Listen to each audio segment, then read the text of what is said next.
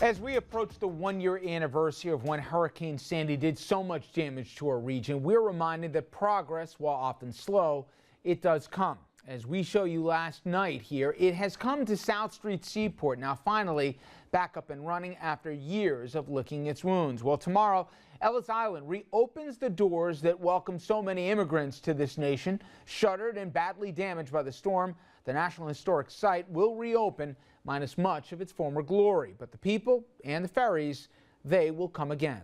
And today, in Long Beach, Long Island, after 1 year and more than $44 million spent, the Long Beach Boardwalk reopened today.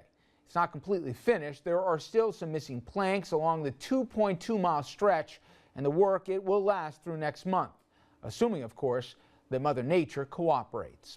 But the story of how Long Beach went from ruin to rebuilt, it's almost as important as the rebuilding itself. And Files One's Jody Goldberg, she spent that long Herring Monday night in the Long Island town, and recently she went back to see it all again.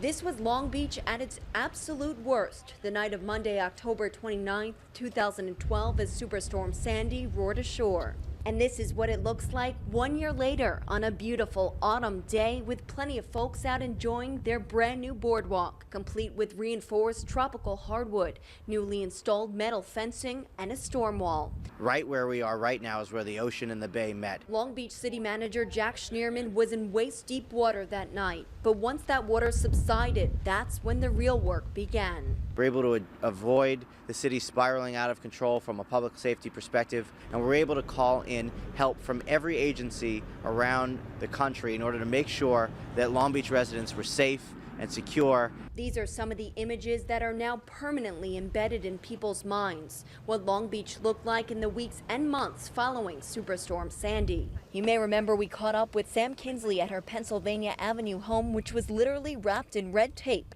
as a symbol of her fight with the federal government to get funding.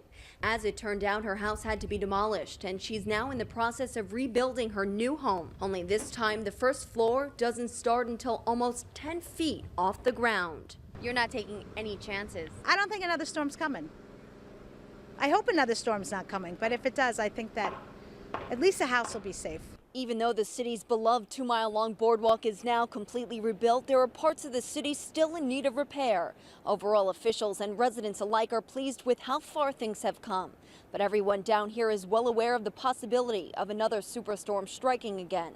They all agree it's not a question of if, but a matter of when.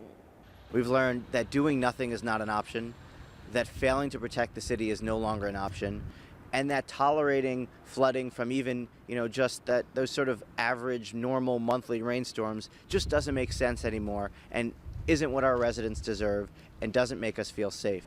In Long Beach, Jody Goldberg, Fios 1 News. And as a reminder, all week next week, we will be taking stock of how our region is 1 year after the storm. We'll have complete team coverage on Fios 1 News. Please join us for that. RFL will wrap it up right after this quick commercial break, so please stay with us.